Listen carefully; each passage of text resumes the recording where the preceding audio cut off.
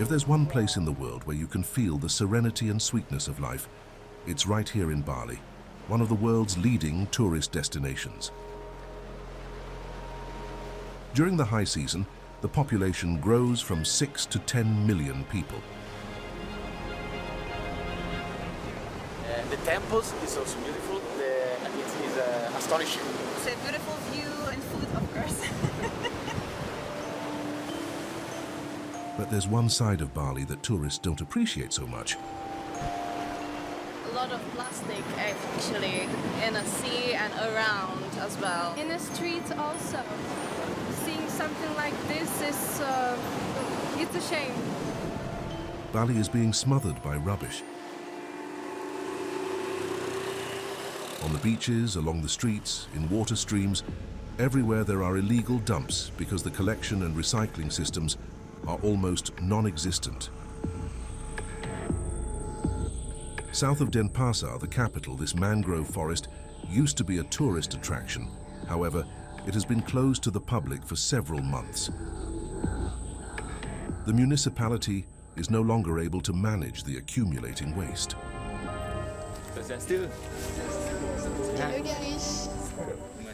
One family here in Bali has made it their mission to clean up the beaches and rivers instead of the authorities. They're French. Gary and Kelly are siblings. Their parents fell in love with the island in the early 2000s and settled here. Donc ça fait plus de 20 ans qu'on habite à Bali. Donc on est plus balinais maintenant que français. On a grandi sur cette île. C'est notre île adoptive. Et donc depuis, on veut que la protéger. On y va? They've created an organization called Sunai Watch that looks after the river. Belumada? Oh, chou, chou, chou. C'est ça. Ce n'est pas le Bali des cartes postales. Ça, c'est le vrai Bali, le Bali qu'on ne voit pas sur Instagram.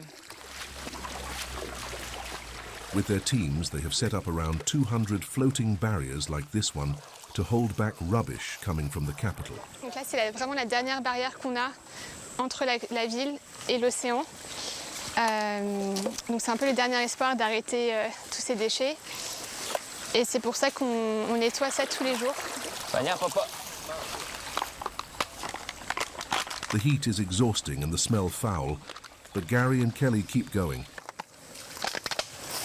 Donc là, c'est les intestins d'un poulet. Donc là, j'avoue que c'est jamais une partie de plaisir. Donc ça, on va récupérer. They sort through the rubbish to pick out plastics. The number of them in Bali is ever growing, and they are often very difficult to recycle. Aujourd'hui, on trouve énormément de polystyrène, de styrofoam. Et en plus, là, aujourd'hui, c'est assez rare qu'on trouve ça, mais on trouve plein de petites billes. Donc ça, pour nous, c'est presque impossible de récolter. On trouve vraiment de tout, comme des chaussures, tout ce qui est sauce, les ketchup, les mayonnaises, des petits snacks. Mais sinon, c'est beaucoup de sachets comme ça. Et là, il y a encore la nourriture. Et après, ce qu'on trouve vraiment le plus, c'est les gobelets à usage unique. Donc ça, c'est des gobelets pour l'eau potable. C'est une marque française, donc c'est Danone, avec 3 types de plastique différents, dont cette paille qui maintenant est plus ou moins interdite. On ne peut vraiment pas continuer à nettoyer ces rivières pendant des années et des années. Et ça sent vraiment particulièrement mauvais. In 2 hours, the Sunai Watch teams managed to collect 200 kilograms of plastic. And over 1,700 tons in the last 3 years. A great amount of waste that won't end up in the sea. But Gary and Kelly are aware that this is just a drop in the ocean. Indonesia is the world's second biggest contributor to plastic pollution of the oceans, just after China.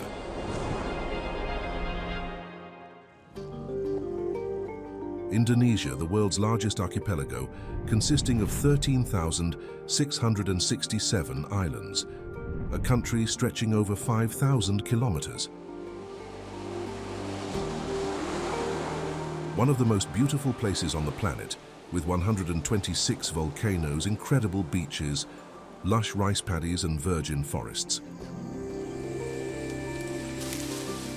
The world's 4th most populous country, with 275 million inhabitants, but also one of the most polluted.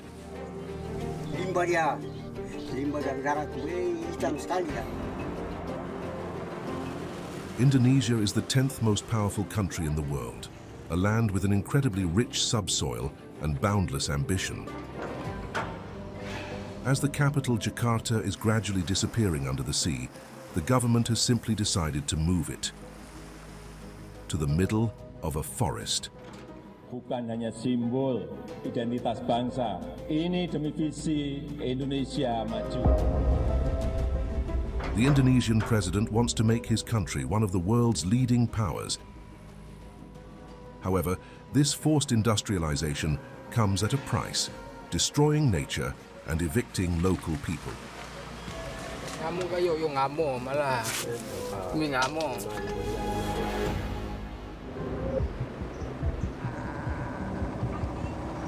All over the archipelago, people are standing up to protect their country at all costs. Daru, a mother in Java, is fighting against plastic pollution. The country produces more than 3 million tons of plastic every year. We really want to stop this plastic tsunami. In Borneo, Basuki is trying to save orangutans from imminent extinction. I think that no future for orangutan in this tiny forest.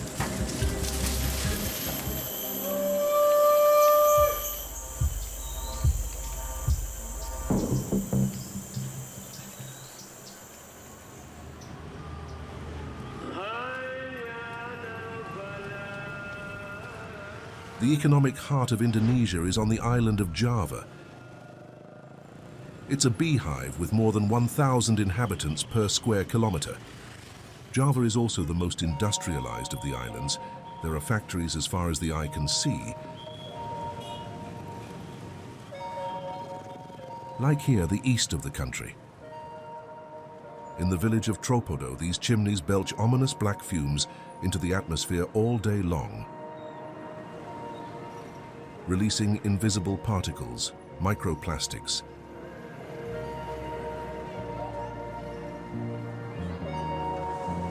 Lagi? Satu apa dua? Terima kasih. 50-year-old Daru is an activist feared in Indonesia. When she goes to the market, she doesn't shop like everyone else. Mau beli tahu? She's always very careful about what she buys. Penuhin dapat berapa? Tofu here, it's favorite food for Indonesian people. It's good food because it's high protein, so it's healthy food if the process is also clean and safe. Makasih ya, Bu. Daru also checks where the eggs come from. Taruh sini aja. 10. Oke. Mana sih? Bu, di sana ada jual ikan nggak? Iya, terus. Ada ya? She's also suspicious of all seafood. Nanti kotorannya ditaruh di plastik ya. Saya bawa pulang juga kotorannya. It's a shame because our life has been flooded with plastic everywhere, in the water, in the air, in the soil. Even the unborn baby, they already contain microplastic inside the belly of the mother. So we need to check whether in our food is already contaminated with plastic or not. Yeah. When she returns home to her house by the river, Daru doesn't go straight to the kitchen, but to a private laboratory she has set up on the ground floor of her house. Nah, baru ditimbang tahunya dituang ke situ. She takes 10 grams of tofu to check what it contains. Cucinya pakai aquadespi, bukan pakai air keran. Asam dulu. Daru and her husband run the Ecoton organization, which fights against plastic pollution.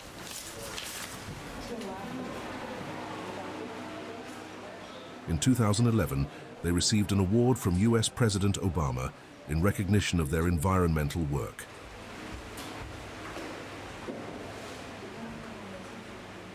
Ayo, ayo, ayo, ayo. Kita ambil sampel. After a few hours, the results of the tofu analysis are ready.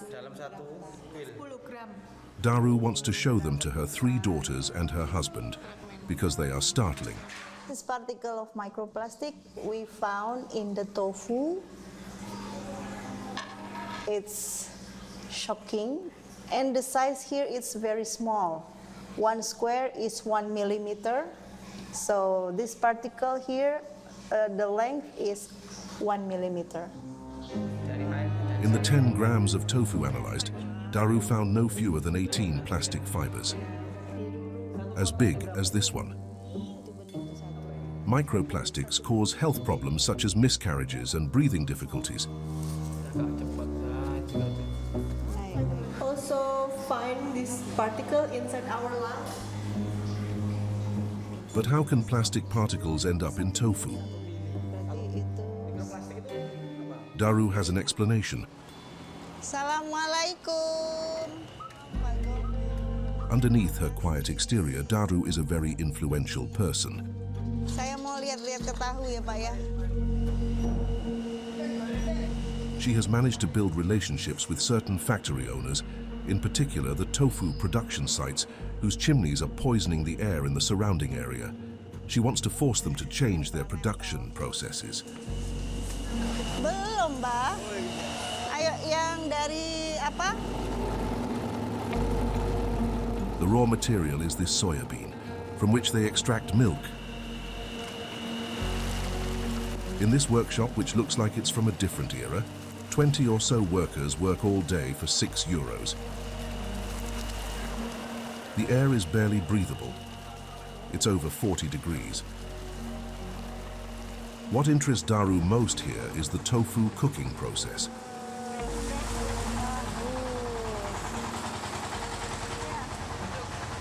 Udah habis, Bu ya? Udah habis gini nggak ditambah ya?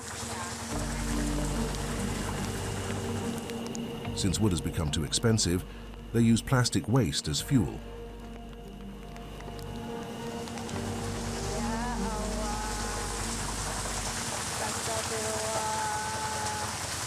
Ini masak tahu. Itu ada pakai plastik. €10 worth of plastic is enough to fuel the factory for a whole day. It should not be here. Actually, it's not allowed to be sending here. But a tofu maker need fuel, cheap fuel, so it's still. The microplastic particles released by the combustion have mixed with the soya paste, and the air is full of them.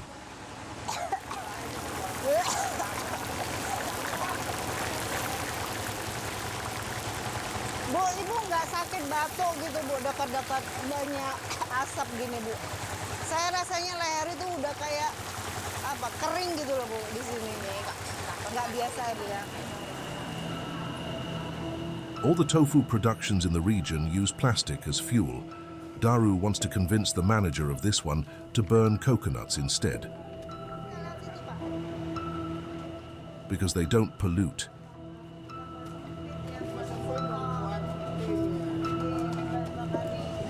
Enggak, misalnya ada perbedaan kalau pakai plastik sama batok lebih hitam mana gitu asapnya. Lebih hitam. Lebih putih batok. Oh. Sama sekali nggak pakai plastik.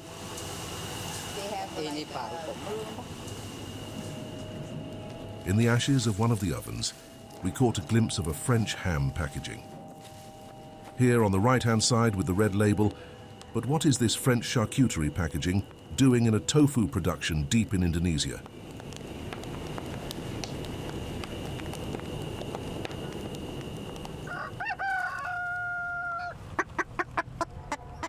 The answer lies here. We're at an illegal landfill. There are many in East Java. This one is filled with nothing but plastic from all over the planet.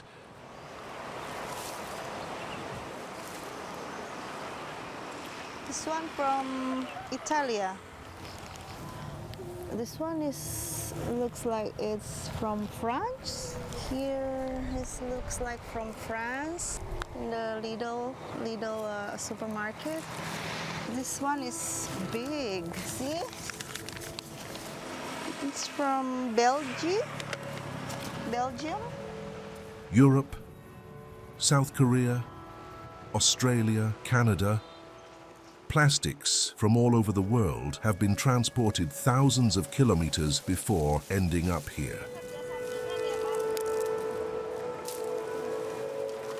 Why do these countries send the plastic waste in Indonesia? Why don't they keep it?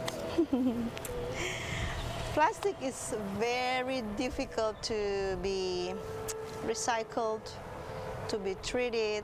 It's too expensive. That these countries save much money sending the trash in Yeah. Indonesia? It's like a new colonialism because they don't want to manage their own waste in their home country, and it's easier to just ship this trash to developing country. Before, the major powers used to sell their 7 million tons of non-recyclable waste every year to China. But in 2018, the country accused of polluting the oceans finally closed its doors. Exporters then turned to neighboring Philippines, Malaysia, and Indonesia. In 2019, the Jakarta authorities also decided that they no longer wanted to be the world's landfill. They sent 150 containers of waste back to many countries.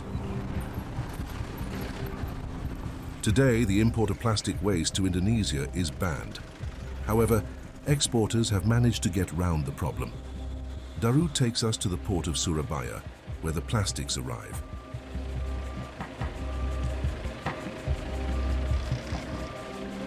Yeah, we have customs in the Surabaya Tanjung Perak port, but you know, there are millions of containers come every year, so our government don't have enough capacity to check every single container, so they only can check a sample. According to Daru, plastic waste enters the country concealed in containers that deliver recycled paper to cardboard factories.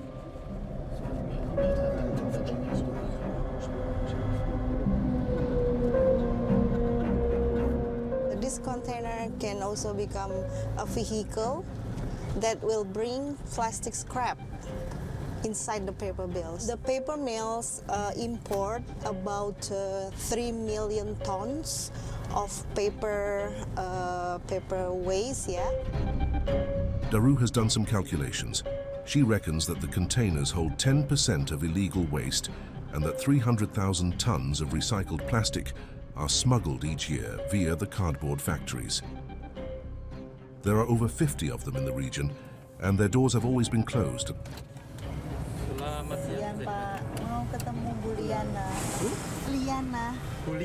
After days of negotiations, Daru has managed to convince the manager of a factory to let us in.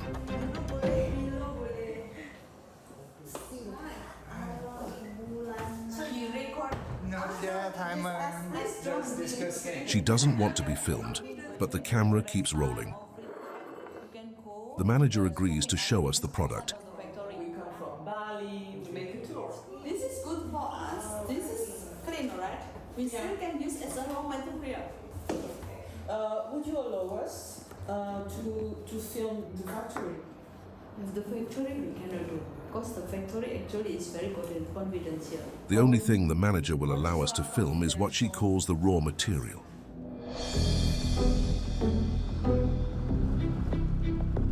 Hundreds of bales of used paper from all over the world stored in the open air. It's the assistant manager who shows us around.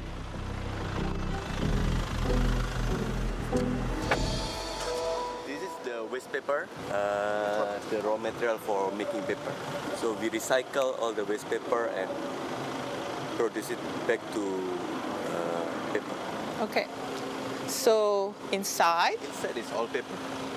Okay, look. Here there is plastic. It's not so clean. Very little. There is plastic bag. There. What is it? This is paper, plastic. Yeah. This is plastic. Has the plastic been deliberately hidden by exporters among the recycled paper? Or is it the result of sorting errors? According to the assistant manager, it depends on the country of origin. You bulk paper and you find plastic. It's not fair. Yeah, it's neither work for us to solve. It's neither work for us to solve. If they put plastic in here. You have to do the job. Yeah, we have to do the job. And it's difficult. Yeah. Oh. The assistant manager assures us that the factory burns all the plastics after sorting them. Before we leave, he tells us that other factories have less scruples. It's their plastics that end up in landfill sites or in tofu factories.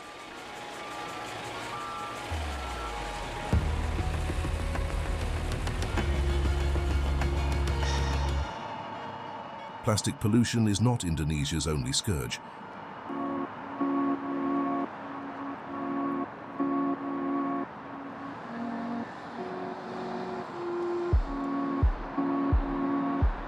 It is the second largest megalopolis in the world, with 30 million inhabitants. That is 10 times more than in the 50s.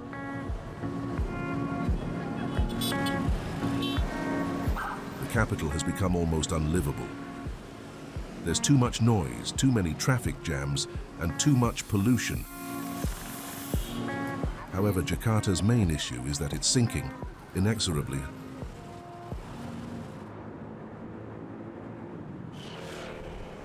Lens is a restaurant owner. It's just, okay, so this is our barrier system. Last time the water came in about this deep. This rubber needs to be replaced, but He doesn't know anymore how to protect himself against the flooding. During the rainy season, the water level can rise at an incredible speed, just like in 2020. we were having a big party, live music, maybe 400 people inside. We had done the countdown, but it started raining harder and harder.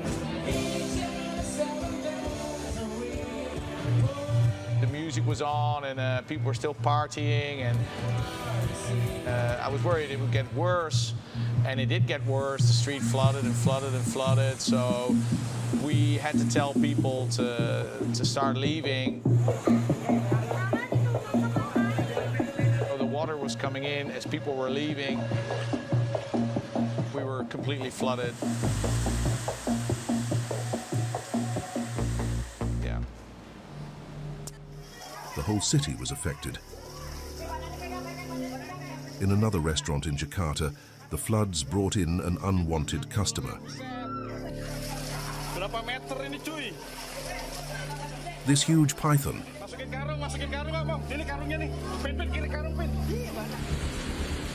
That year, the floods killed nearly 70 people.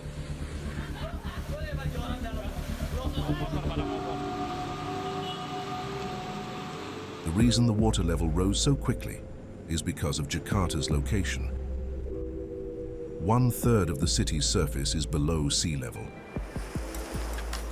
Some districts are sinking by up to 25 centimeters a year. Those most responsible for this disaster are the residents themselves. We are at Victor Conan's house, a Dutchman. One of the world's leading specialists in water engineering, he's worked for the city of Jakarta for 10 years. Yeah, this is one of the reasons Jakarta is sinking. Basically, the only way we can get our water is by pumping it from the ground. This is the pipeline that goes into the ground. We have a 60-meter deep well, and we pump it up, and then it goes through all kinds of filters, and then all the way up into the storage tank, and then it's fed into the house. Victor's 2,000-litre tank allows him to drink, but also to fill his swimming pool, like most of his neighbours. Factories, hotels, shopping centres. Everyone is extracting water from the collapsing water table below. This, together with the weight of countless high-rise buildings, is crushing the city. For 10 years, Victor has been trying to find a solution to the problem. Jakarta authorities have contacted him to help them build a wall to protect the city, a 13-kilometer long dike that is constantly under construction.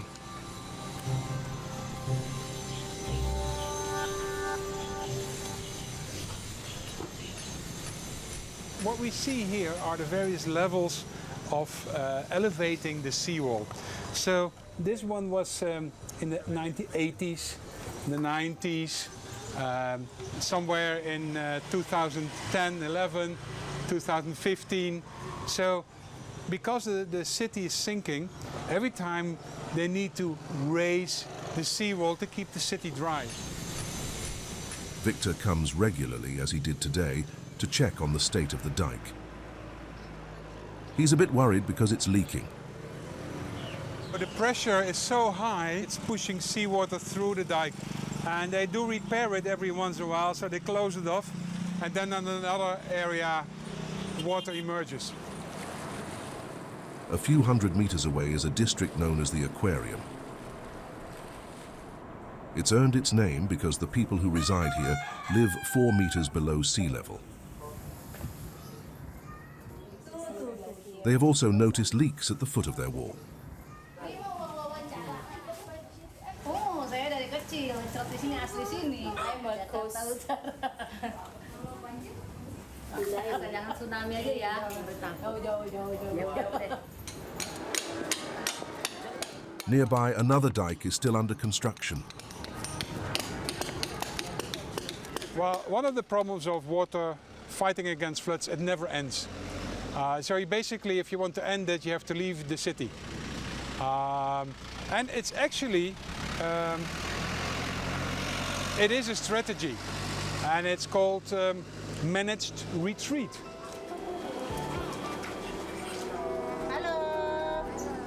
The Indonesian president has already decided to leave. In 2019, he has taken a decision that is as surprising as it is radical: to move the administrative capital to Borneo, 1,300 kilometers away. Right in the middle of one of the most beautiful forests in the world. It'll be called Nusantara, which means archipelago in Indonesian. Bukan hanya simbol identitas bangsa, tetapi juga representasi kemajuan bangsa. Ini demi visi Indonesia maju. Here is the president's megalomaniac project in 3D, a high-tech city, completely futuristic, where inhabitants will travel only by electric car, on foot or by bicycle.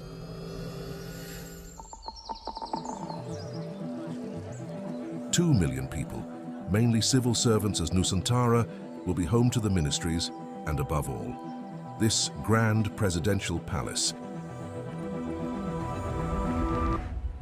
And here it is in the middle of construction. The area is off limits. It's impossible to get any closer. The project will cover 2,500 hectares, 20 times the size of Paris. The budget will exceed 30 billion euros.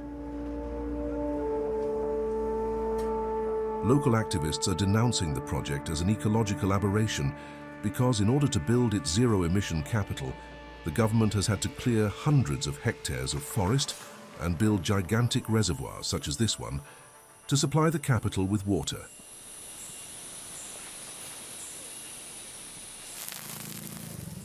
Mr. Pandi and his wife, who live in the next village, Sepaku, are angry. To build the reservoir, the government cut off the river that runs behind their home. Since then, it has become a marsh of stagnant water. Mrs. Pandi no longer dares to use the water. Ini dari sungai. Sungai yang sekarang mungkin sungai kami ini ya begini warnanya airnya. Sekarang air kami sudah begini. Kemarin kami air itu untuk pakai minum, dimasak dulu airnya untuk pakai minum, masak. Mr. and Mrs. Pandi belong to one of the oldest tribes in Borneo, the Bali. They have lived here for several generations, but have no documents to prove it. To enlarge the reservoir, the government has decided to evict them, along with other families. Kalau ini memang milik saya, rumah sendiri. Kalau untuk tanah, saya punya tanah warisan. Kalau untuk beli, saya tidak pernah beli tanah. Karena begini, Masa sih aneh, kita yang punya kampung, kita yang punya tanah, kita harus beli tanah. Tapi ya kebanyakan justru orang yang punya kampung, orang yang punya tanah. This morning, Mrs. and Mr. Pandey put on their best attire. They have an important meeting for the future of the village and their home. A member of parliament from the capital has agreed to meet them and other residents of Sipaku in the municipal hall of the neighboring town. This is the first time that a representative of the authorities has come to listen to what they have to say. Bapak Ketua Kepala Adat yang ada di Sipaku yang saya hormati, forum masyarakat Sipaku yang saya hormati, perempuan adat. Mrs. Pandey is one of the first to speak. She asked the MP to guarantee in writing that the residents would not be evicted.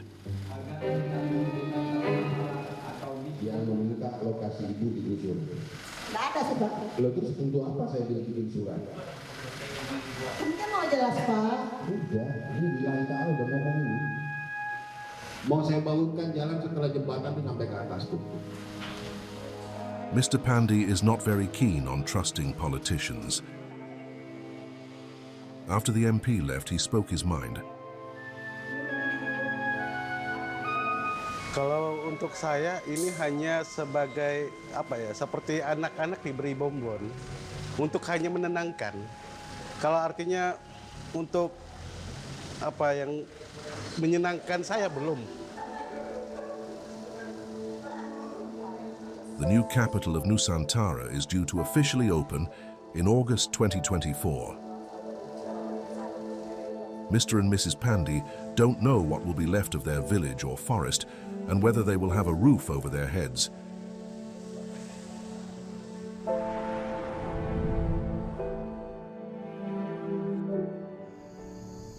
The Indonesian forest is the planet's third biggest lung after the Amazon and the Congo. 92 million hectares of 1,000-year-old trees, half of which has already disappeared. Palm oil producers are to blame. They burn down the forest to plant palm trees. In Borneo, one man has made it his mission to save the trees. To meet him, we had to travel dozens of kilometers by plane, boat, and motorbike. When we met Basuki Budi Santoso, he was very busy. He works for a foundation that replants trees where they have been cut down. How many trees did you plant in your life? I forget, but there's so much. 1 million, maybe more. I have many children in many places. In Borneo, with his right-hand man Adut, Basuki not only looks after the trees, but also their inhabitants. The so-called people of the forest, the orangutan. 80% of them have disappeared over the last century. There are now less than 100,000 left. Those living in national reserves are protected. The others are in danger of dying out. People said that we still have so much orangutan, but orangutan really unprotected, and many of them already dead. So especially in this area, nobody cares with orangutan here. Basuki is trying to protect the orangutans, but for years he has been up against a very powerful enemy.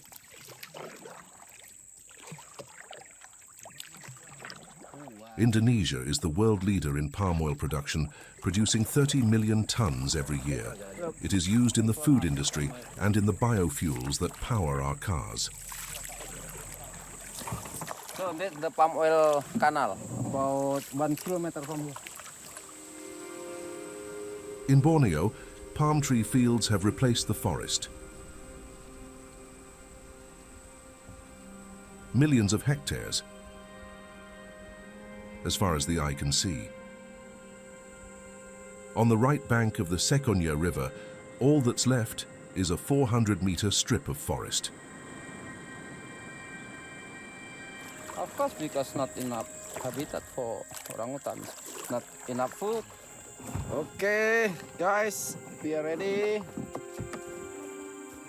Driven by hunger, the orangutans have moved closer to the palm tree fields to the point of putting themselves in danger. This is palm oil fruit. This make oil. Orangutan come to this area for survive, for get the food. And they also eat the young leaf of the plantation. Company think that orangutan is the enemy.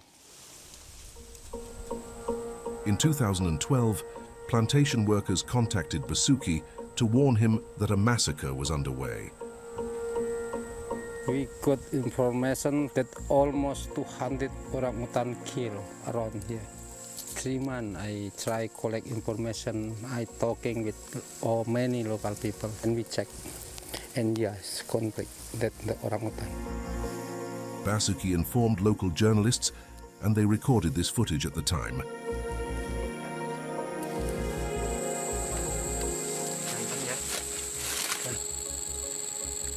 Ini kira-kira berapa bulan ini? Apanya? Umur ketanam.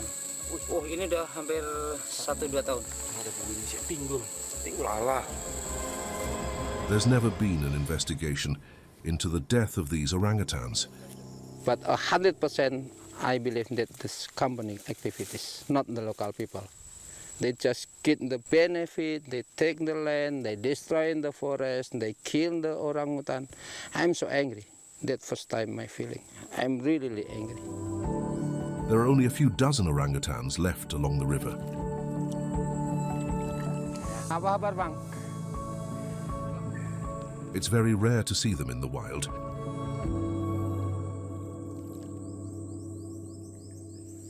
There is the proboscis monkey sound. You know, proboscis monkey, with their long nose.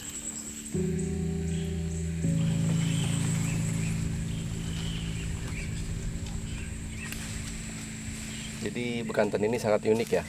Itu binatang yang endemik sini.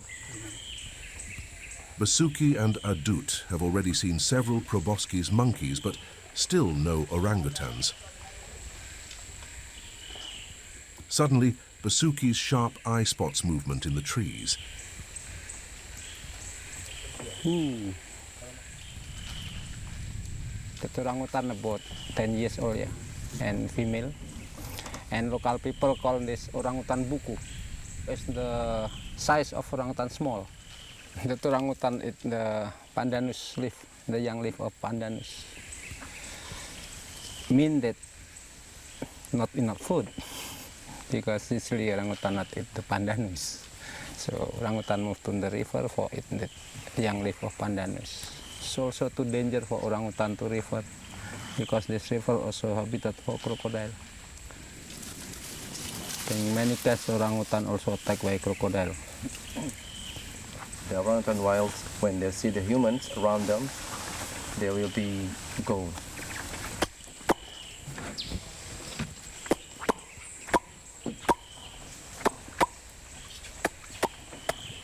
It's like call, yeah. That's the warning if the orangutan usually make the sound like that. Marah ya, ya? Gimana?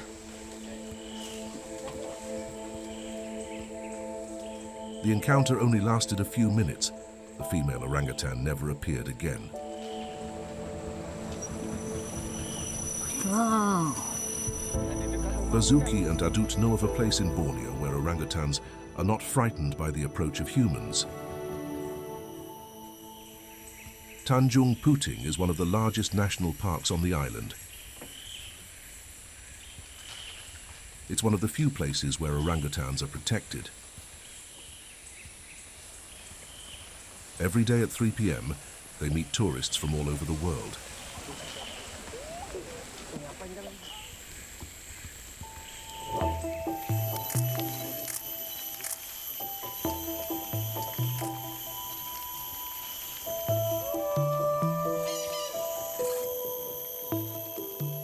On this wooden platform, the rangers have placed 40 kilos of fruit, mangoes, sweet potatoes, and a local fruit, durian. You saw the fruit is always in mouths, always in hands. Mungkin kalau seperti manusia ya, mereka ngobrol, Mbak. Mereka lucu, ngobrol kadang-kadang mereka menggigit satu sama lain, tapi dengan gigit bercanda gitu. The DNA of these great apes is 97% similar to that of humans. Their brains resemble those of a 3-year-old child. Basuki didn't come with us to the national park. He sees it as a zoo.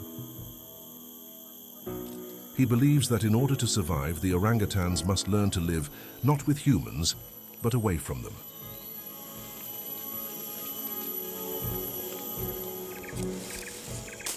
There are many people in Indonesia, like Basuki, who have decided to fight to preserve their land and its inhabitants.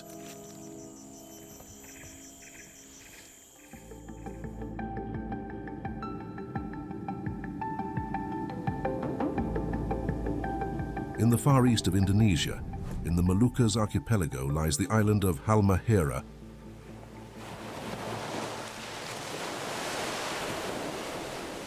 Here life has become complicated for the inhabitants. Every day for the past 45 years, Mr. Tobel has gotten up at dawn to fish for food for his family.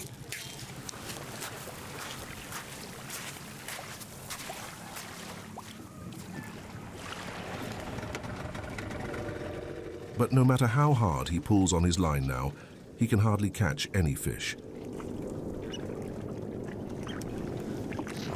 Kalau dulu tuh cepat saya suruh pulang. Sekarang ini susah suruh cari ikan. Kalau mengail ke bawah di daerah situ, setara bisa ya? Ke bawah di situ, apa? Today, a young man from the village is accompanying him. Adlan, a local activist, is worried about the deteriorating environment on the shores where he was born.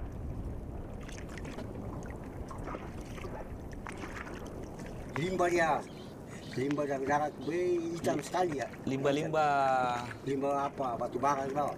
Oh, dijaga keluar? Ya, keluar kalau dibagi dia masing ini.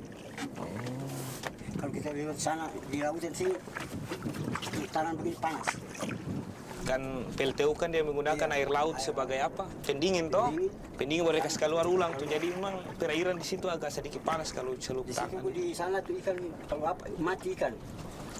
Di pas di apa? The one responsible for the pollution is a French-Chinese company that has been operating here since 2000. It's called Weda Bay. This huge 46,000-hectare industrial park produces Indonesia's new white gold, nickel.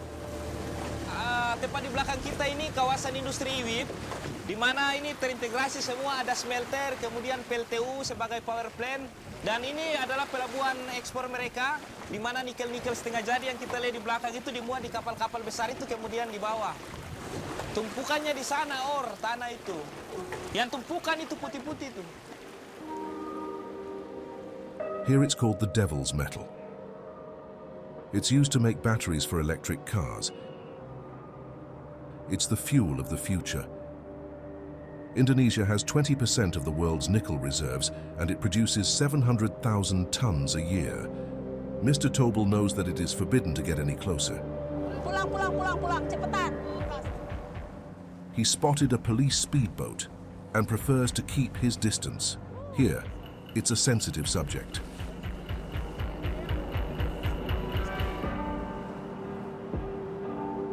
In Indonesia, the government has put its faith in the nickel industry. In Halmahera, as in many islands in the east of the country, it has granted numerous mining permits.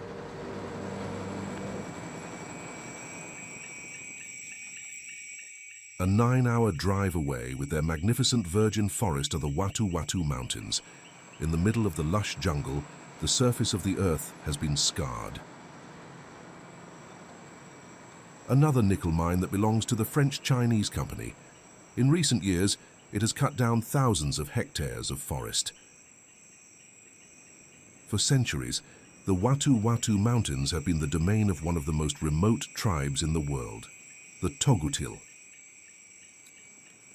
Today, the expansion of the nickel mines is threatening their survival. Rents, Regal and Bibi are members of the Togutil tribe that have settled down.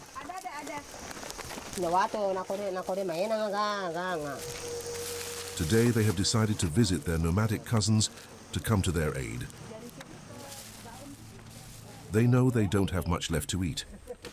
Ini kami sediakan beras untuk saudara-saudara kami suku Togutil Habeba.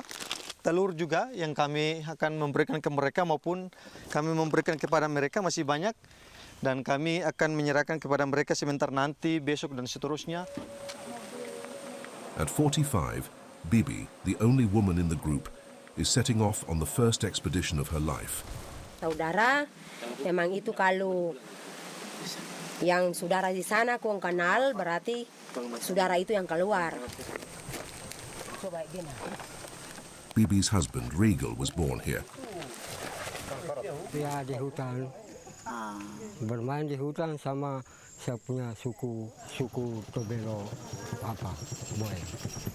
Saya tahu karena saya tahu juga orang tua saya cerita ada keluarga suku Togutil boy.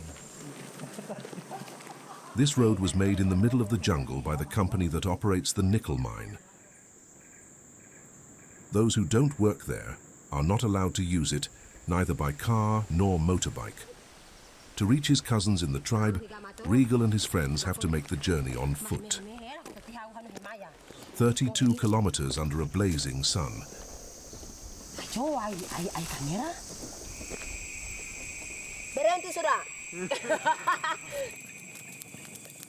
As night fell, Bibi decided to stop and cook for her husband.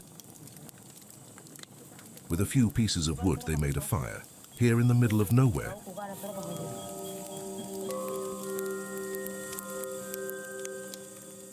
In Indonesia, the shortest walk in the forest is always full of surprises. It's 9 p.m. and the last of the mine workers are leaving. 200 meters further on, an unusual sight. The car has to stop to let this royal python pass.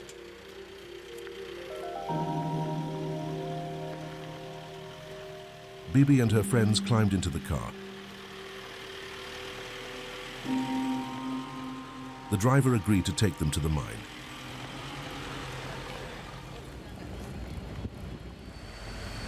Jangan turun dulu. Regal and his companions will spend the night in this tiny caretaker's hut, just a few meters from the mine trucks.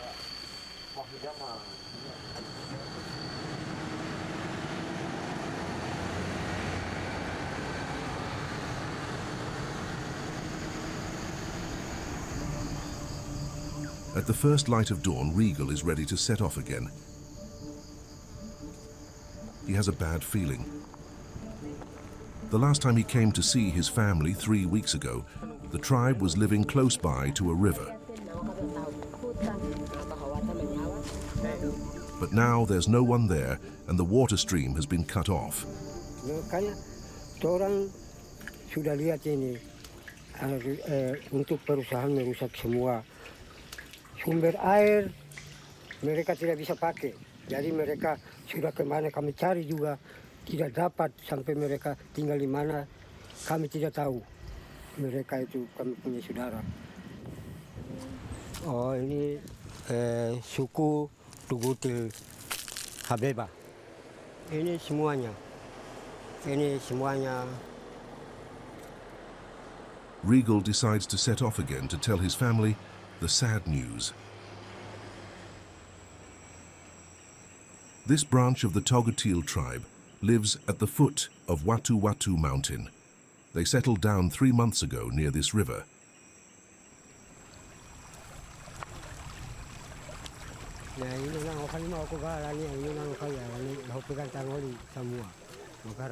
There are around 20 of them living here, 5 families of all generations.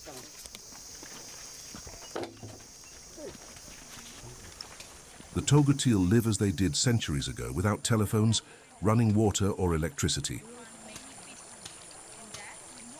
They have set up camp in an area surrounded by fruit trees. Inilah mereka lokasi real mereka begitu. Nya biar to ngomi ho pokoknya nang adi kaga miong kangino ga beredai kami mi hupu-hupua. At 20, Geraham is one of the tribe's chiefs. He and his family were also driven out of the mountain by a nickel mining company. Ko miato mingamo memiamo dong kan opuyato polisi. Jadi gado kami mi omodong mi penjara. Hoga mi ya ho. Aku mingamo na nata soinoga tanu tato imide. Memang dia berbahaya karena kamu punya wilayah ini sudah terancam karena semua perusahaan muka belakang itu lewat saja dan punya jalan sering marah nggak bisa lewat.